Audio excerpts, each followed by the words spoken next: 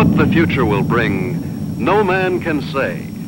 But one fact is certain. Mankind stands at the crucial crossroads of history, the threshold of a new era, the atomic age. For the people of the U.S., skilled in the uses of science and technology, the atomic age is profoundly significant. Across a continent enormous in its agricultural potential, Americans have drawn from the earth a rich bounty, have built great cities, have reared towers into the sky, have spun intricate networks of highways across the land. By the application of science, industry has grown increasingly productive, making possible a good way of life. With assurance, Americans look with an abiding faith to the future. For many, citizen and scientist alike, atomic energy means the promise of a more abundant life. But for many another, the atom is a threat, an evil promise, the paralyzing panic of our time. Thus, to answer the perplexing question of the atom and its implications, the people have turned their attention to the forum of public affairs, have sought to search out realities, to find the facts, or to listen to men of science, like Dr. Jeremiah Morley, famed geologist, the embattled founder of the now defunct Society to Save Civilization. It was Morley who told a Los Angeles audience that a series of atomic explosions, either accidental or deliberate, could set off a chain reaction to annihilate every man, woman, and child on the face of the earth. It could cause the death of every living thing. In a gloomy report, Morley took a dim view of history, recalled the tragically repetitious story, the decline and fall of all past civilizations. Said Morley, modern civilization could, by the phenomenon of atomic fission, be brought to dust and ashes. For example, if an A-bomb were detonated at the Empire State Building, the area of total destruction would cover an area of 2 miles.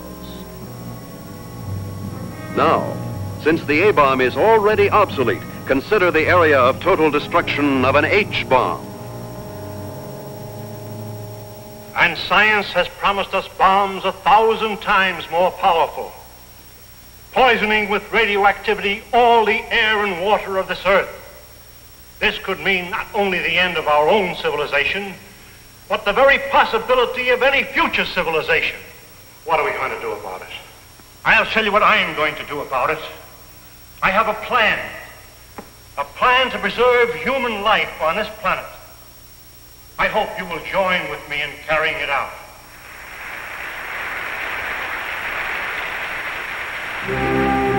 The response to Dr. Morley's appeal was immediate and enthusiastic. The Society to Save Civilization was set up. To its headquarters flocked amateur do-gooders and professional scientists. From them, Morley chose a staff of experts. Dr. Max A. Bauer, eminent geophysicist, ousted by Hitler from the University of Munich in 1933. Dr. James Paxton, metallurgical engineer, twice winner of the McKenna Scientific Award. Joan Lindsay, medical doctor and ardent feminist, who, for her research in biochemistry, was named winner of the annual award by the American Confederation of Women Scientists. Dr. George Coleman, authority on soil conservation. And Andrew Ostengard, sandhog, explosives expert, Marine veteran of World War II. It was this team, qualified each in his own way, that helped set in motion Morley's audacious project, a daringly planned program, which he took 3 months later to the board of directors of the Carlyle Foundation. And so my colleagues and I believe that humanity can escape annihilation, can find a temporary haven, a promise of hope that, come what may, life can be sustained deep within the earth itself.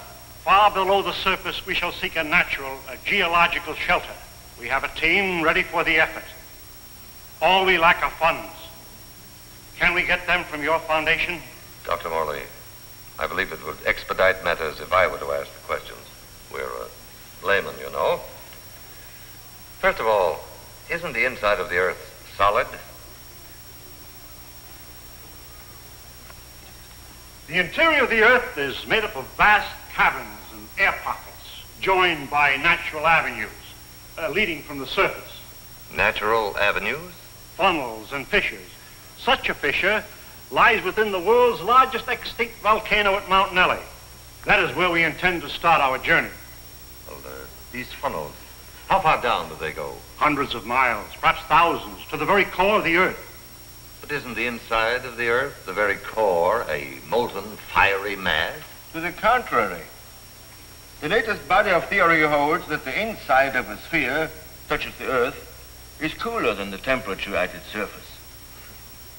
And how would you traverse these thousands of miles? Dr. Coleman, the perspective drawings, please. This is a cyclotram. A what? It's an amphibious conveyance based on the principles of an ovoidal bathysphere. A what? Like a submarine, with the mobility of a tractor. Its head contains a burrowing device, and its walls can withstand extremes of temperature and pressure. But even with the cyclotram or the bathysphere or the whatnot, how do you know you'll be successful in finding this underground haven? We don't know, but we must try. There is no other alternative, no other course, no other hope of keeping the spark of life alive. And the cost?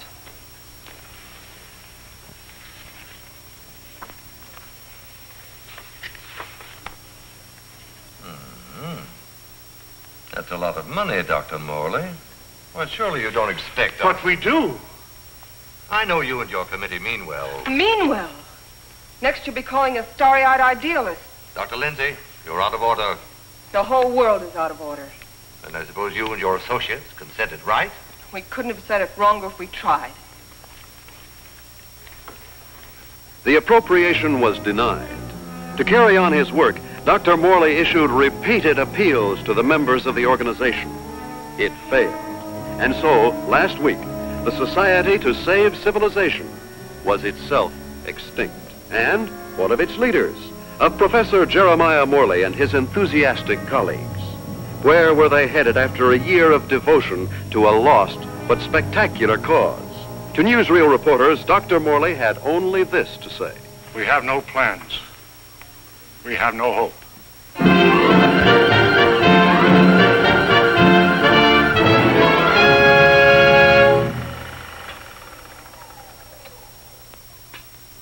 Better stand by, Frank. We may want to run that again. Well, gentlemen, what do you think? It's like asking a man what he thinks of his own obituary. I thought you'd like to see it for its release in case you had any objections. Now he thinks of our objections. You've been crucifying us for a year, Mr. Thompson. In the newspapers you edit, the magazines you publish, and the syndicates you control. And now this newsreel. Just a minute, gentlemen. You seem to have me confused with my father. He dictates the policies of our publications. Like father, like son. Nothing, Dr. Bauer, could be more unscientific. As a matter of fact, my father and I never see eye to eye on anything. So he's the villain of the piece and you are the hero. Quite the contrary. My father has all the virtues of our society. He makes the money, I spend it. The large occupation. Oh, I have no occupation. I'm You wouldn't. That idea of yours, Dr. Morley, about exploring the inside of the Earth. You know, I'd like to try that, just for the kicks. I'm sure you wouldn't find it very exciting. Oh, I don't know. Gentlemen, I came here tonight with a proposition. I have some money of my own. I would like to finance your project. Are you serious? Sit down, my boy. There's one stipulation, however. I go with you. And what could you do? I'm afraid you don't realize what you'd be up against. Going 1,000 miles inside the Earth, just to satisfy a whim? Gentlemen, you act as if the fate of humanity hung upon you granting me this whim.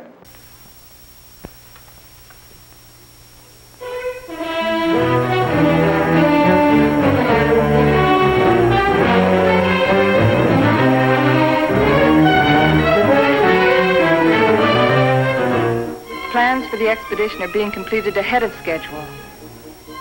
And Morley is pleased with our progress. The cyclotram nears completion. Adequate nutrition in concentrated form has been perfected. And for an auxiliary water supply, the Sloan H2O condenser will be used. By the study of our laboratory animals in a new environment, we expect to gather important scientific data.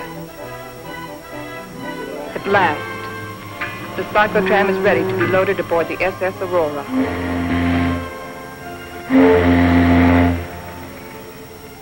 Our destination, the extinct volcano, Mount Nele, where the inside of the earth begins. This was our base, a lonely, desolate beach at the foot of the extinct volcano.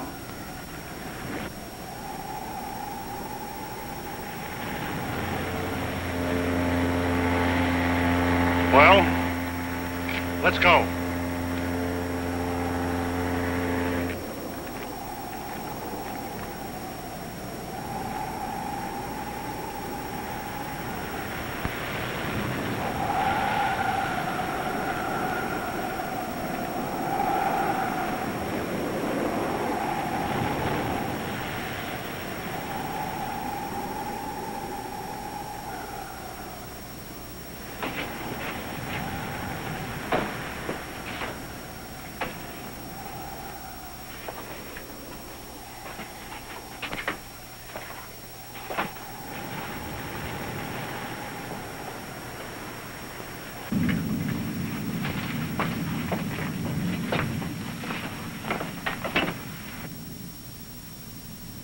What a place to spend our last night on Earth.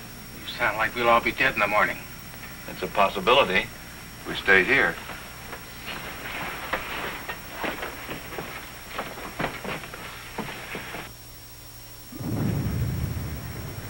Andy, take the controls.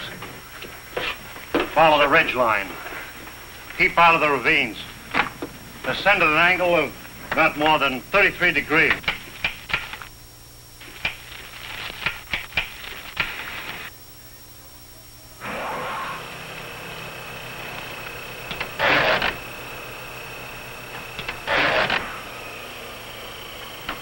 Something's wrong.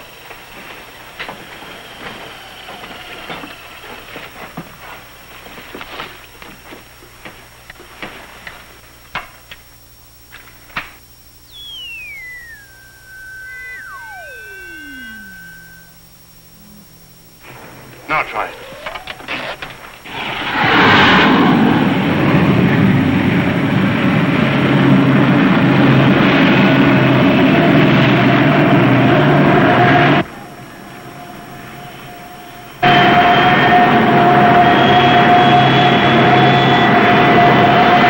Sustain 2,000 RPM. Follow our chart plan, R4. Check.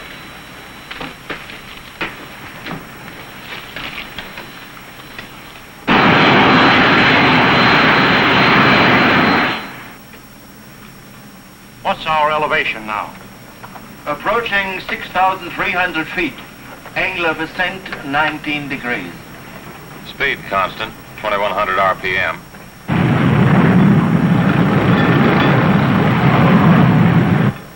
I wonder how long this iron lung is going to hold up. You can still beg out. Ah, you can't get rid of me so easily. Give me a reading on the forward rotational unit. We're up to 9,000, climbing at 24 mph. Angle 31 degrees. At that rate, we'll make the summit in 4 hours.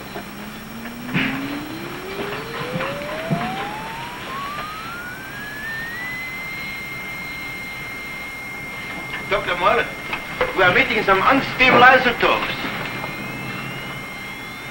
Increase the lateral unit to 12,000. Say, this is getting rough.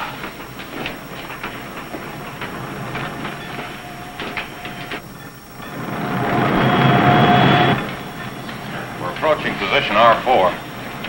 Our computations show an error of less than plus 0.14. Good. We'll reach the summit in 30 minutes.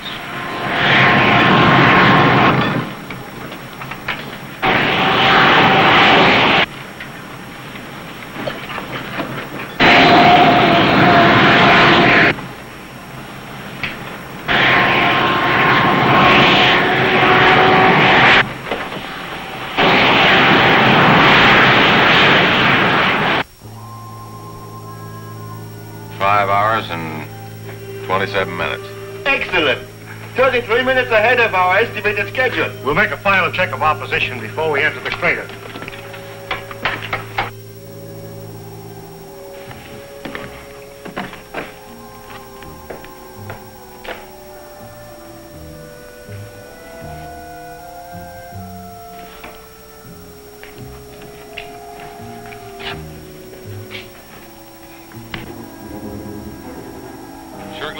professor picked this volcano for our expedition.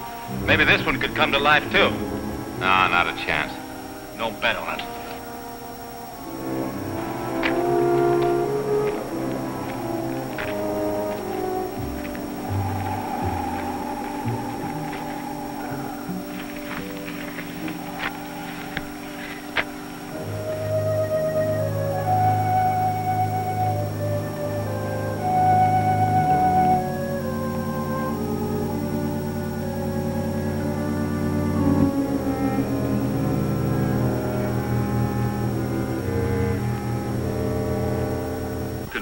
There's no reason for us to wait till dawn. We'll proceed into the crater now.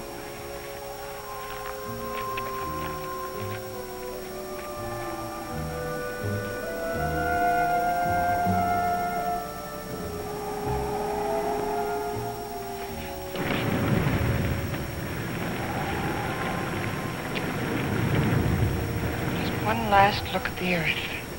Yeah. What a way to remember it. Follow the downward spiral. Keep to the inside ledges. Speed 1,200 RPM.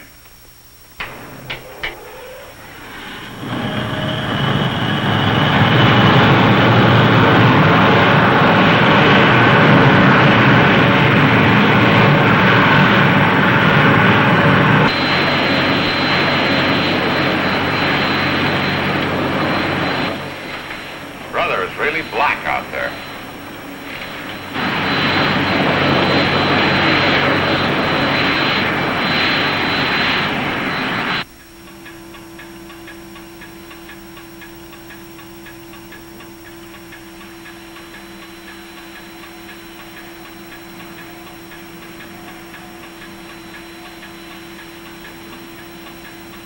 As we descend ever deeper into the volcano, I have observed no unusual physical symptoms.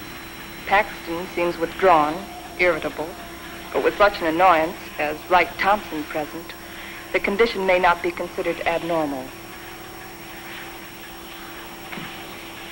The descending ledges are getting awfully narrow. We must be at position R18. Yes, we are. Cut the switches.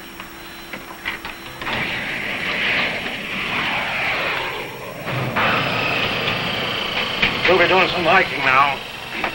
Better have some breakfast.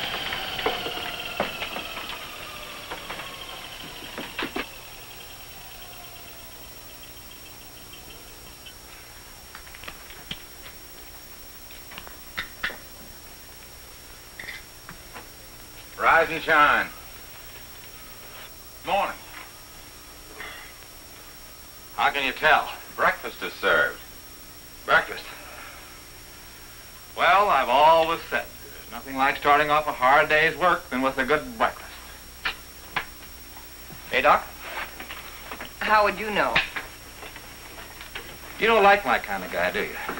Not very much. But I'll make an exception of you. You I don't like a lot. Coleman, take the controls. We'll scout the way on foot for you. Follow on down along the widest leg.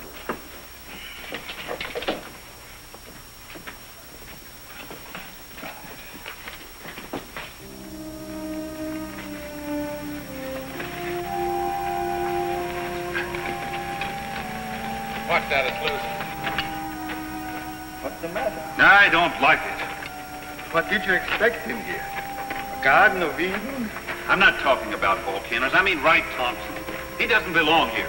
None of us belongs here. We're doing what has to be done. He doesn't feel that responsibility.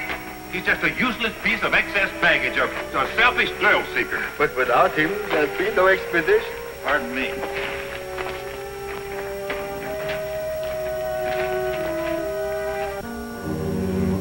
Kind of deep down there, isn't it?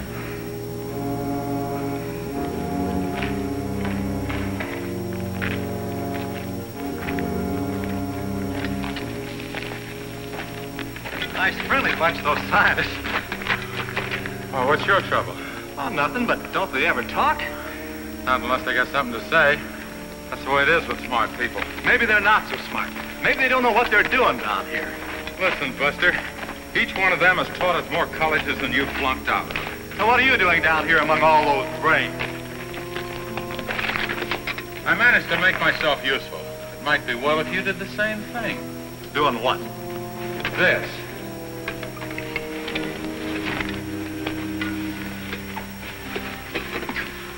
You lead the way for a while.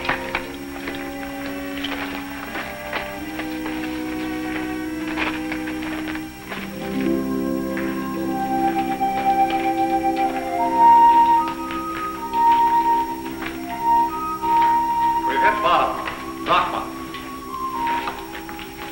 Hello, Coleman. Coleman, come in. Go ahead. We've reached the end of the channel. Establish our position. Our depth below mean sea level, 2.6 miles.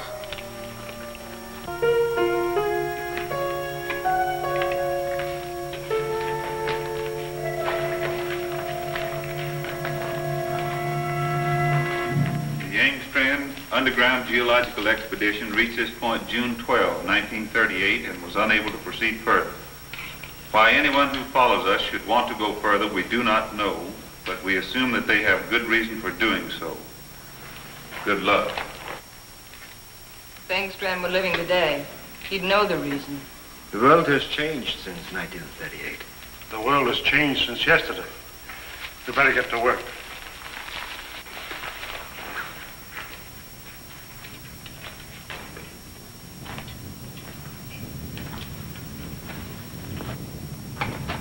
Look!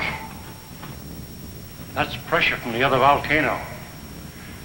We'll have to work this side.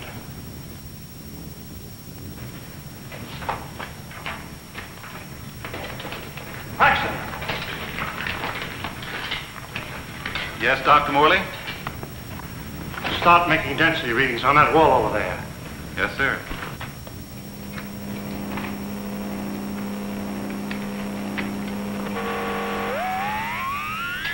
This is it.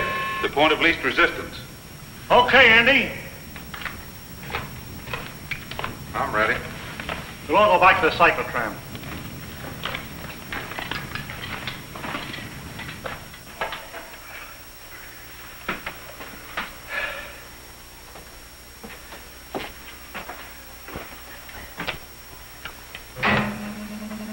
Fuses 1 and 2 set.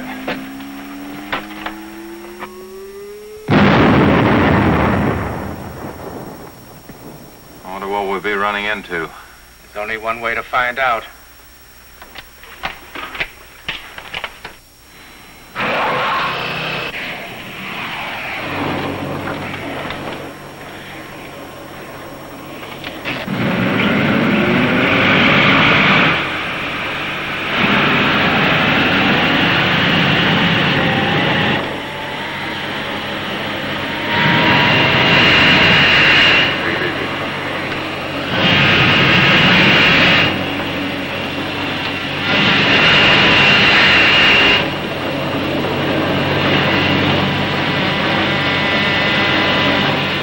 Broken through.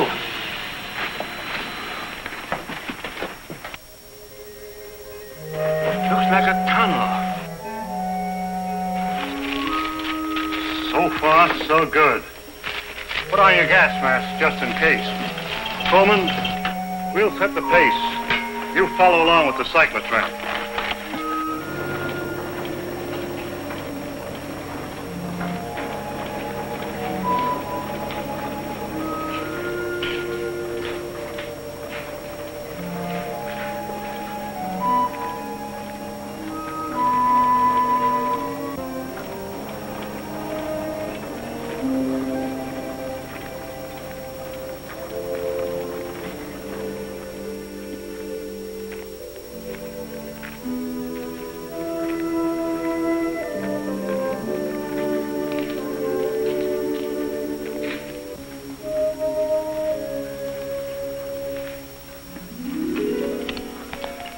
The air is fresh and clear.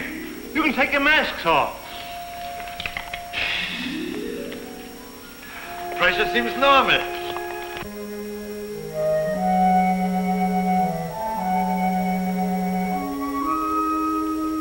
I wonder where it leads. That's exactly what we're going to find out. Lead the way, Andy.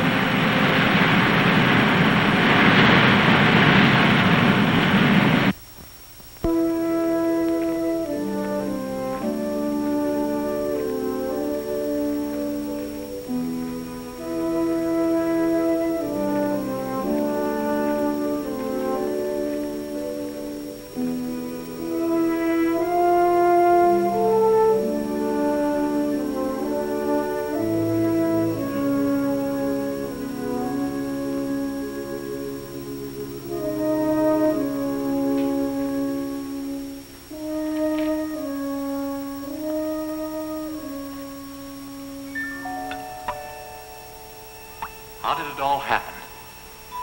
Long time ago. The earth above was covered with water. And when the sea vanished, it left great limestone deposits behind. Was all this limestone? Yes. And then the water gathered in underground streams and carved out the soft limestone. Drop by drop, year by year, the water dissolved the stone. Each drop carried a tiny particle of sediment. That's what formed these columns. About an inch every 1,000 years. Well, how long did this whole process take? About 200 million years. Hello, Coleman. Coleman, bring up the tram. We'll proceed from here.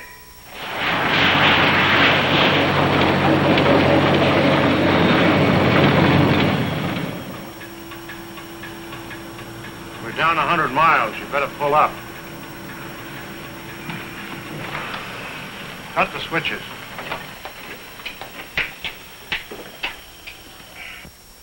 It's funny. When we first got here, I felt a sort of exaltation. Now I feel depressed. I don't know why. The oxygen content is adequate. I know. But I too feel suffocated. Maybe it's the unreality of this place. You know, once when I was working in the Holland Tunnel, I got cut off from my crew for 10 hours. I felt this way then.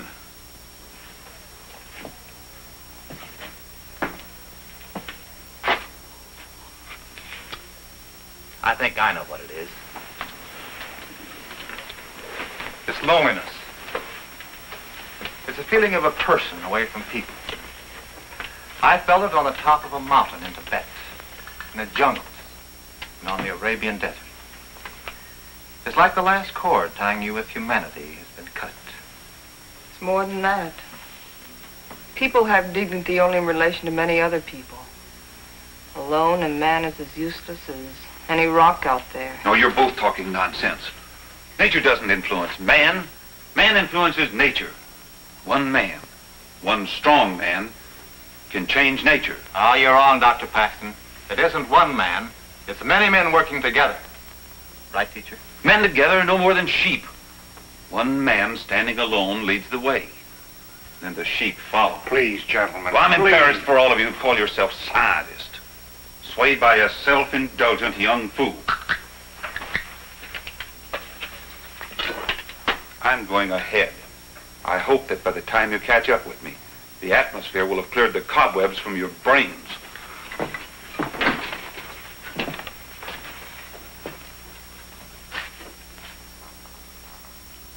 I'd better go with him. It isn't safe for a man to be alone down here. Ah, he's all right. He's the leader type. I'll go with him anyway. There wouldn't be leaders if there weren't sheep like me to be led.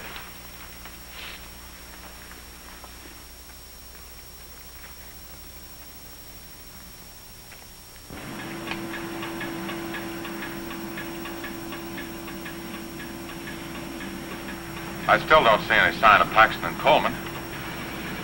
Well, keep going.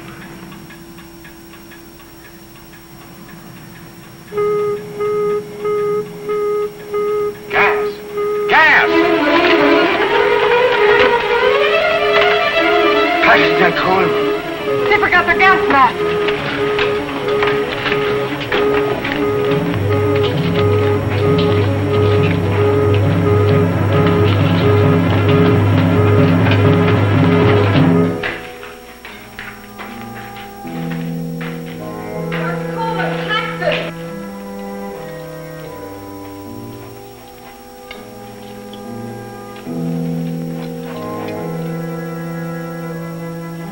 There they are!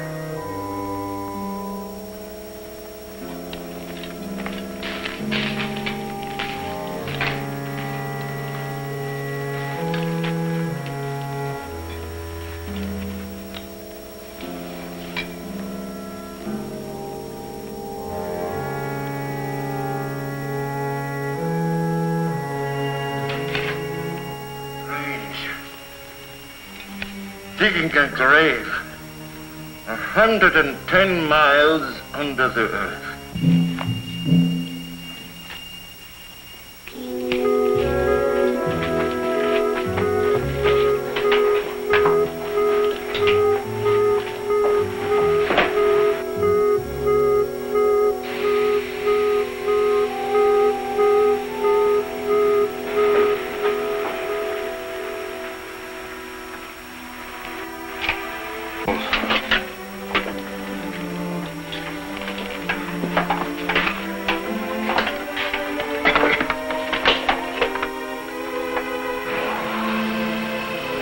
on. It's too late to turn back now.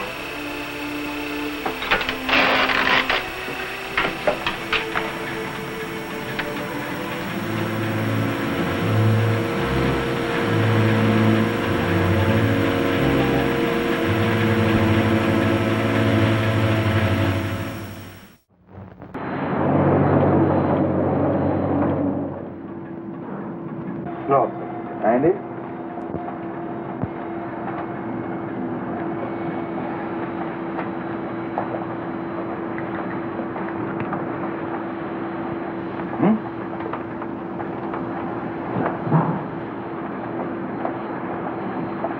All right, now I'd give $1,000 for a good hamburger.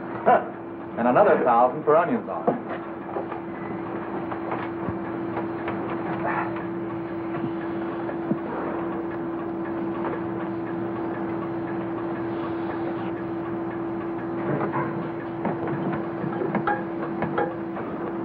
Dr. Morley, our water supply is... Cut the switches.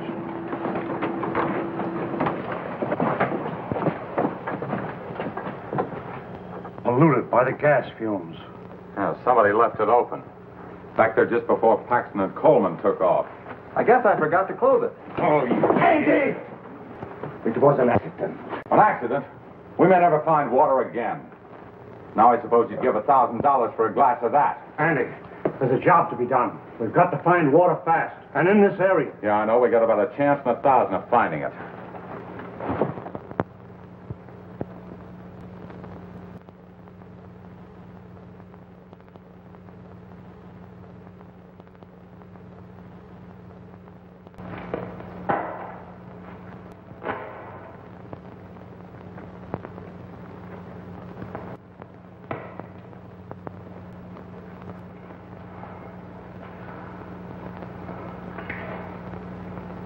Look, there's Andy.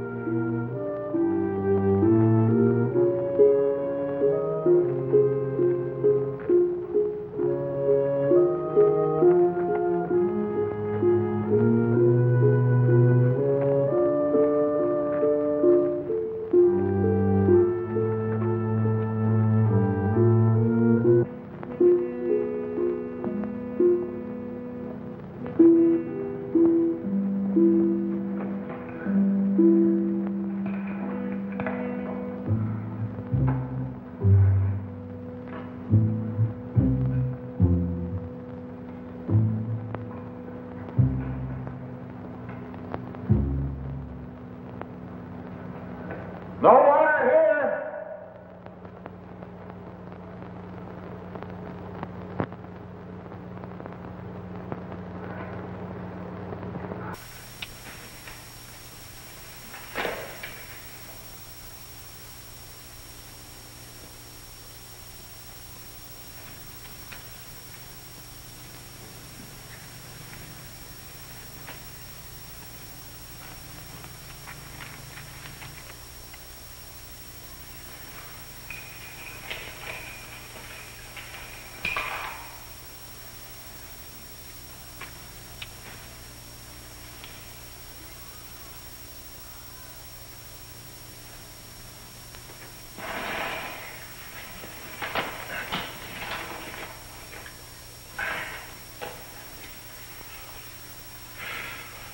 Thing like this is enough to drive a man stir crazy. It's no use. 240 miles inside the earth. Yeah, and no water.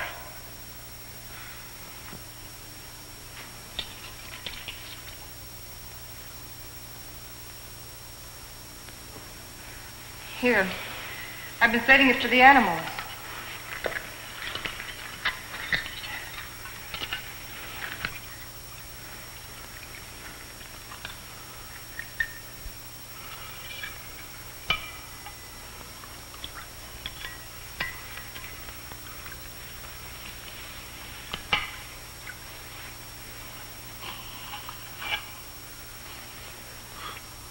Go ahead. Enjoy yourself. It doesn't cost a cent.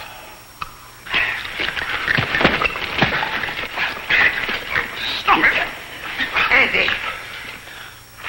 This is ridiculous. We have something larger at stake than your personal petty feuding. Now, you two can come with us or stay here and kill each other. I'm going after the Cyclotram. Never mind. I'll go get it.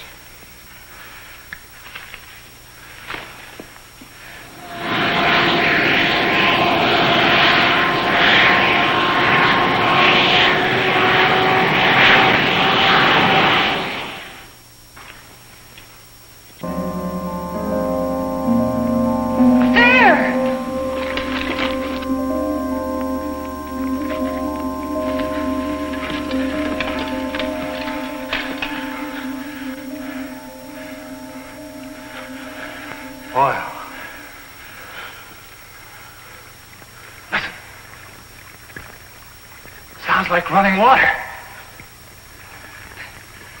But where is it coming from? It's behind that wall!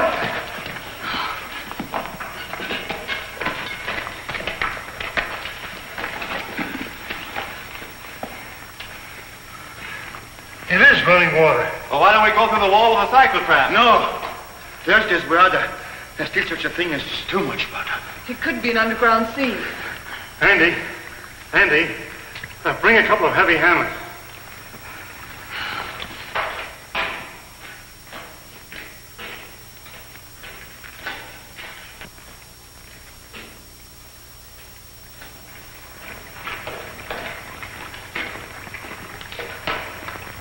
What's up, Professor? We think there's water behind that wall. Try breaking it in. Sure.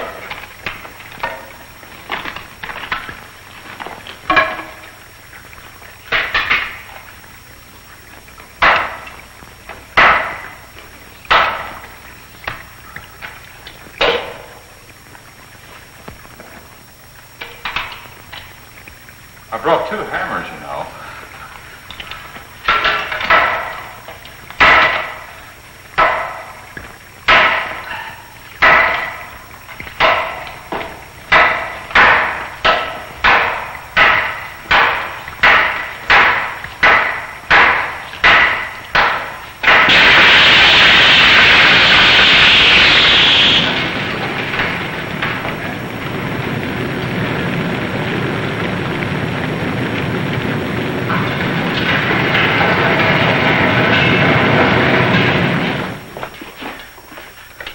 Come in here. Let's take care of that arm.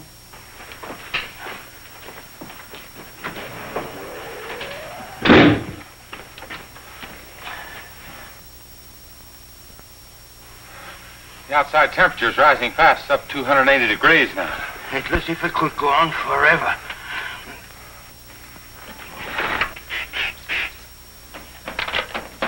Hold it out there.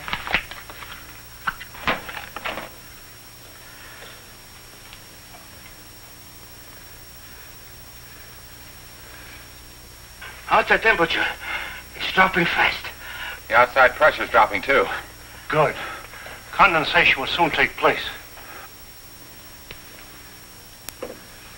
There. You're a pretty good doctor at that. You're a pretty good patient at that. Thanks. Here, slip this on.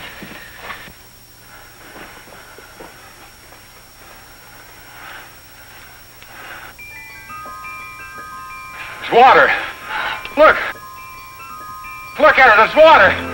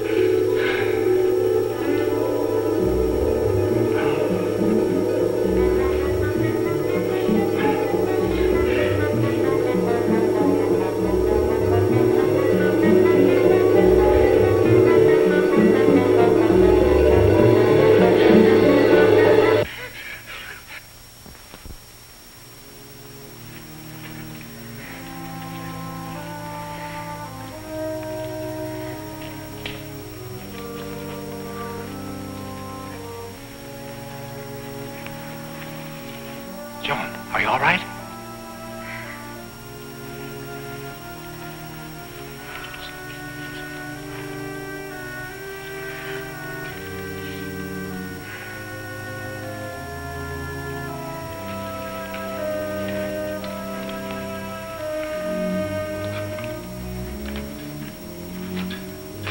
Well, what shall we do now? All right, I'll say it. I'll say what's on all of our minds. Don't try to read our minds, Thompson. Just speak for yourself. Then I say, let's go back. And I say go on. But look at Joan. We've gotten nowhere. Deeper and deeper into nowhere. We've failed. Would our failure be any less if we turned back now? Our chances of living would be greater. If we go on, we're dead. As dead as Paxton and Coleman. That's a chance we have to take. The stakes are high, higher than our lives. They involve the life and death of all mankind. That's a great speech, but I won't buy it. All right, let's put it to a vote. Thompson? Go back. Andy? Go on. Bauer?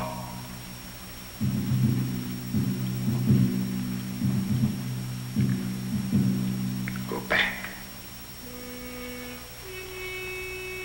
Go on. Seems to be a deadlock. I suppose none of us would like to reconsider? Doesn't woman suffrage count here? What do you say, Joan? I say go on, and let's not waste any more time about it.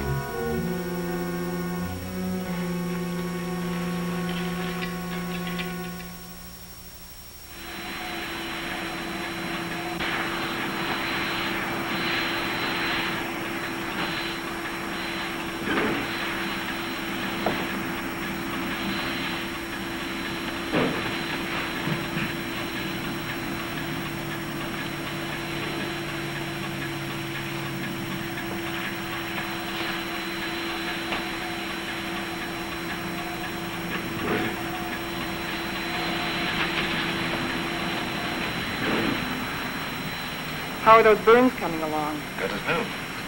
How are you, Doc? Oh, I'll get by. Here. What's it for? Does it have to be for something? Does everything have to be functional? It's a good luck ring.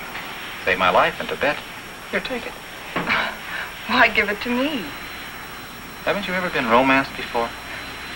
Not 900 miles below sea level. Then it's about time. If there were any flowers around here, I'd pick them for you. There's a highly scientific theory which states that if any man and any woman are cast away anywhere for any length of time, sooner or later they think they were in love. That's what's happened to you. If that theory has any value, it should apply to you. Does it? No. Well, I guess I need a little more time. We'll talk about it later.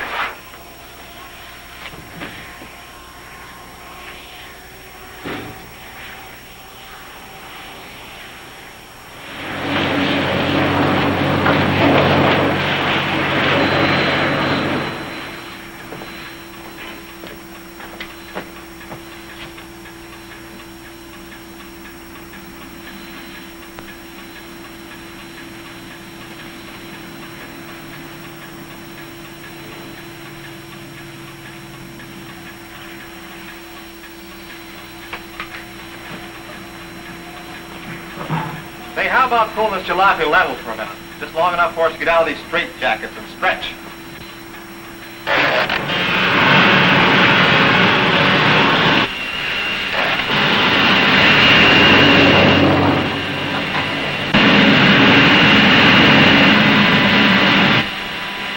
How much longer is it going to be like this? All right, what difference does it make? Plenty. If it's going to be like this the rest of the way, why go on? Why waste time? That shouldn't make any difference to you.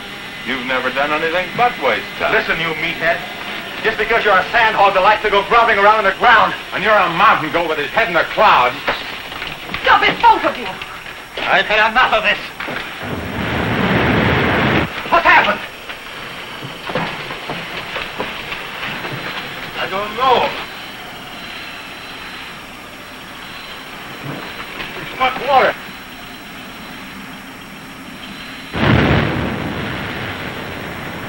We are out of it.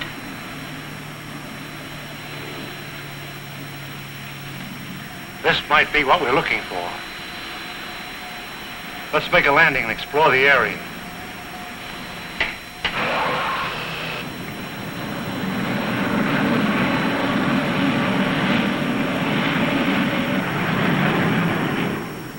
It's got a high calcium content, but it's drinkable.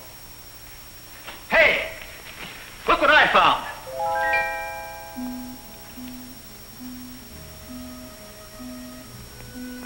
They're cave pearls. Cave pearls? How much they worth? Calcium carbonate. Calcium carbonate. Well, how about this? Sulfate of lime. Plaster of Paris. Professor, you take the romance out of everything. Here you are, Doc. 2 souvenirs from Hades, vacation land of the underworld. Thank you. Back home, I'll be the envy of every kid on the block. I'm not so sure, Joe. Take a cave pearl into the sunlight, turns gray and ugly. And the flower? It'll crumble to dust.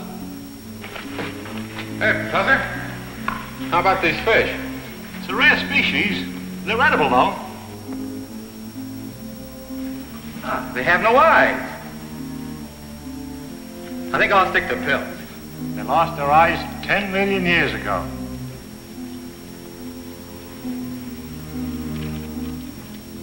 What kind of a place is this? Flowers that crumble to dust in your hands. Stones that look like pearls. Fish without eyes. Nature sure a practical joker. I suppose you could have done better? 10 million years, I couldn't have done worse. Morley believes this is the shelter we've been searching for. A valley of shadows where light can be sustained. A shelter for humanity. And yet our morale is very low. What do we want? A ray or two of sunshine? A change of seasons? Starry nights? In this graveyard, Morley thinks we can build a new life right here. You mean this is what we're looking for? You'll get used to it. Well, who wants to get used to it? Why don't we go on? A little further. But we've come 1,100 miles already. How can you measure what we've been through in miles? I say let's go back or go on. But this is no place. What is your wish? We've come so far, let's go on.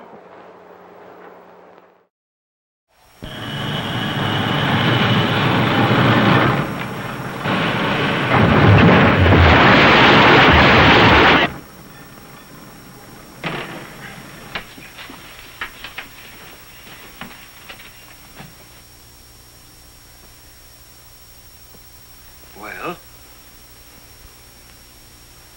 Which way do we go?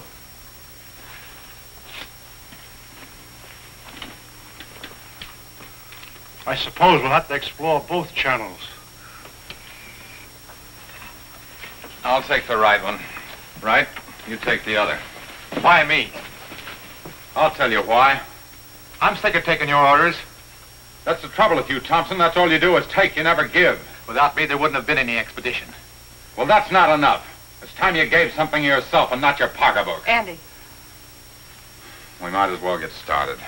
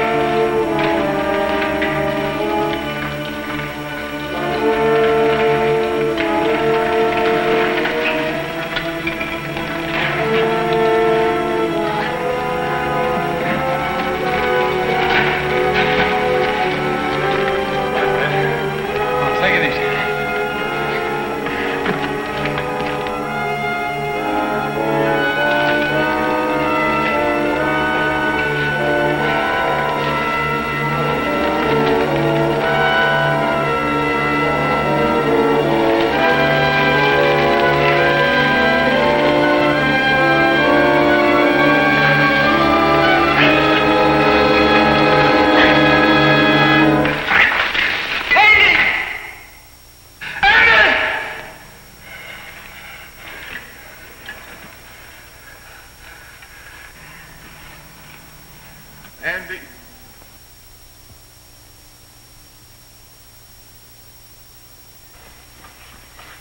You're supposed to be taking it easy. Try to get some rest.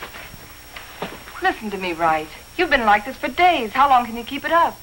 He didn't like me any more than I liked him. Yet he saved my life. It doesn't help brooding over it. But he died saving my life. He did what he believed was right.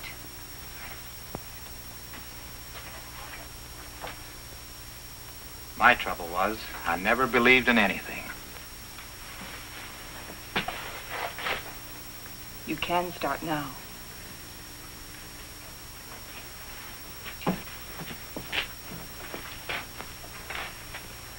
Morley wants to go back to that Valley of the Shadows he liked so much. Well, it's better than this. But it isn't good enough. What do you want to do? I too want to go back. But all the way back. Now that Andy's dead. Now that Andy is dead, we've got to go on. We've got to, until we find what we're after. If we fail, then we can talk about going back.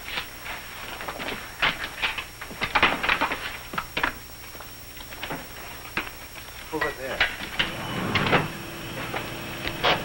Good.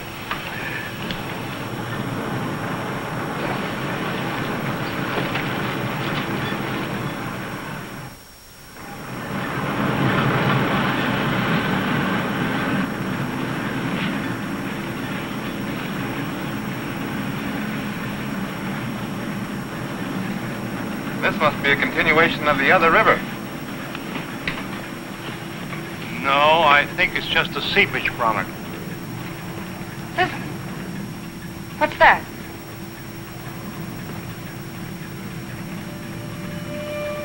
Look! It's like daylight.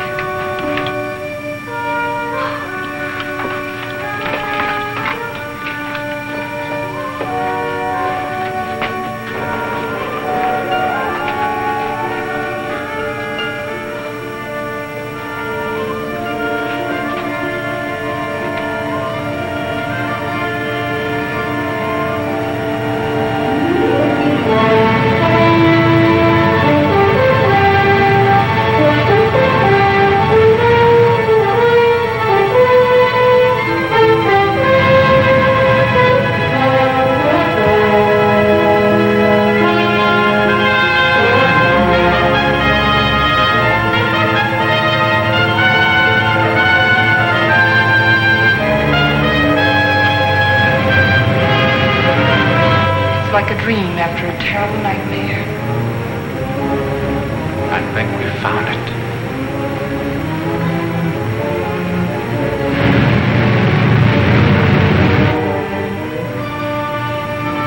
Promised land.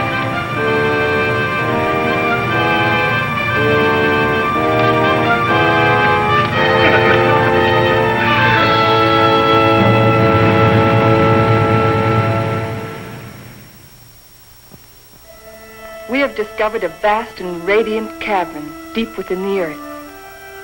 Along the shores of this incredible cave lies a great underground sea, gathering up the waters of the earth. A strange, sunless light is reflected from the phosphorescent dome. The glowing peaks are weathered and sharp, and the gullies deep. The wind is soft, and the climate pleasant. Vapors rise up into the bright dome, forming luminous clouds.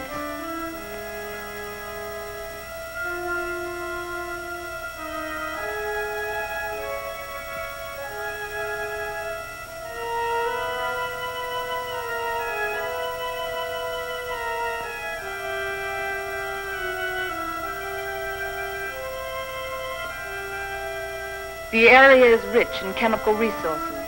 That means power and industry, according to Bauer. And Wright says a real estate boom is on.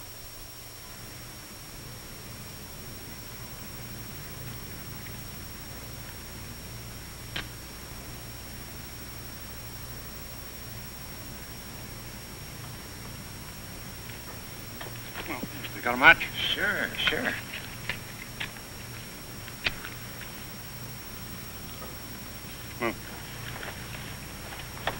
How you coming, Professor? Uh-huh. Still feeding those rabbits? They eat like pigs. Small wonder. They're expecting in a couple of weeks. All of the rabbits? No, silly. Just the lady rabbits. Tell me more. Here. Make yourself useful. Get some more water. Explorations and surveys of the surrounding area continue. Morley and Thompson have set out toward the southeast to investigate the land and its potentialities.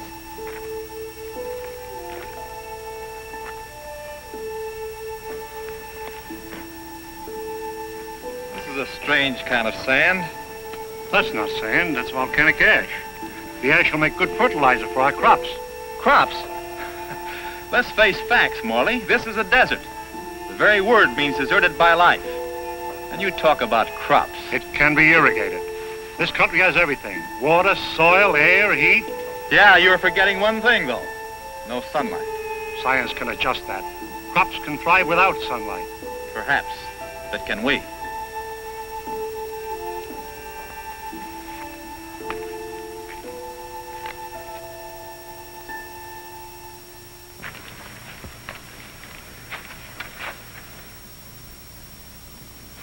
What sort of species is it? It's the fossil remains of a species of lungfish. He breathed by means of both lungs and gills. When he came out of the sea 400 million years ago, he was the ruler of the animal kingdom. With his lungs, he was a pioneer in a new way of life. How did they become extinct? Like some of us on Earth, they seem to hurry the process of extinction. Let's get out of here.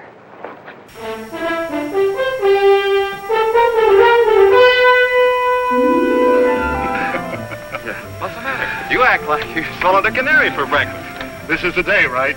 This is what day? The day we're expecting the first litter of rabbits. Well, who's going to pass the cigars around? You apparently don't realize the importance of it. Oh, I'm sorry. By observing the rabbits, we've already learned that they respond to nature basically as we do, as any mammal does.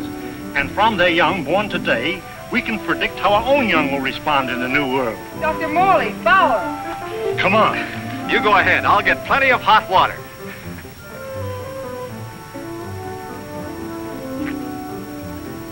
Well, how many boy rabbits and how many girl rabbits, huh? What's the matter?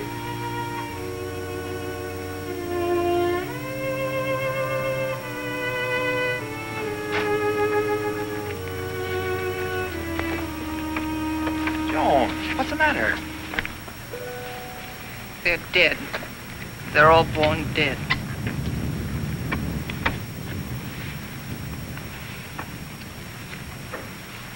I can't understand it.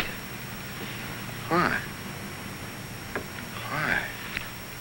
There must be some cause, some biological reason. We've been searching for causes. Our investigations have been checked, tests rechecked. Examination of genetic tissue proves that all experimental animals born here are sterile.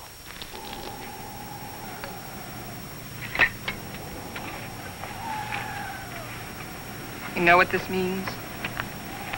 This new world. A haven for the dead. This is the end of the line. Now we know that the human race cannot reproduce itself in this underworld region. It appears our mission is a failure. Then we can't stay here. At least one generation could. And after that, what? The end of humanity. That I won't accept. Neither can you run away from facts.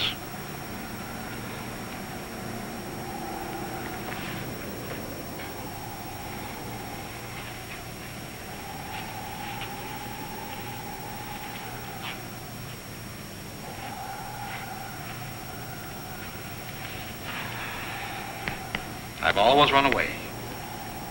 Climbing mountains. Trying to prove something. I don't know what. I too ran away instead of fighting. And now I've run away again.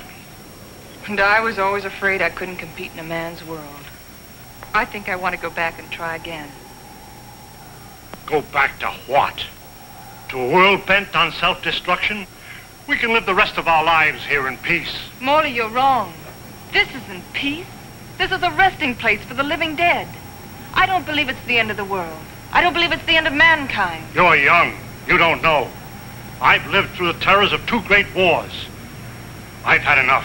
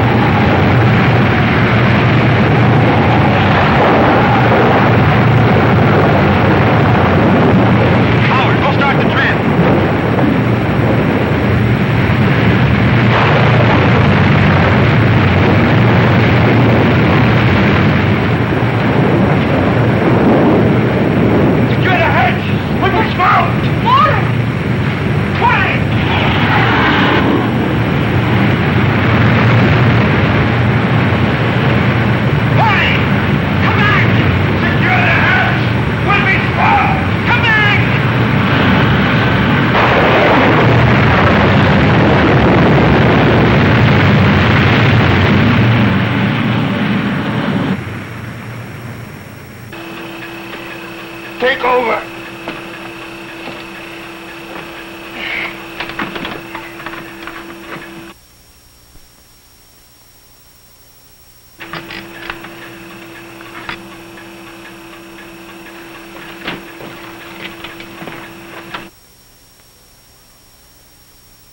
Something's wrong.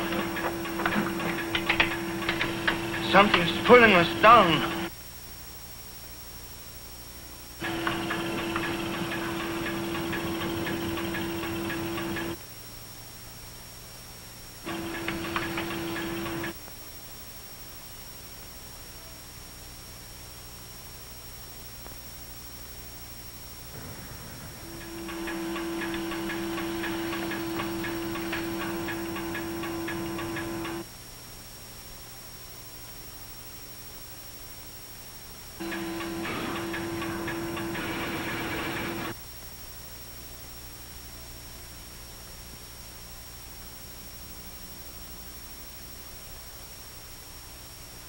We are lost.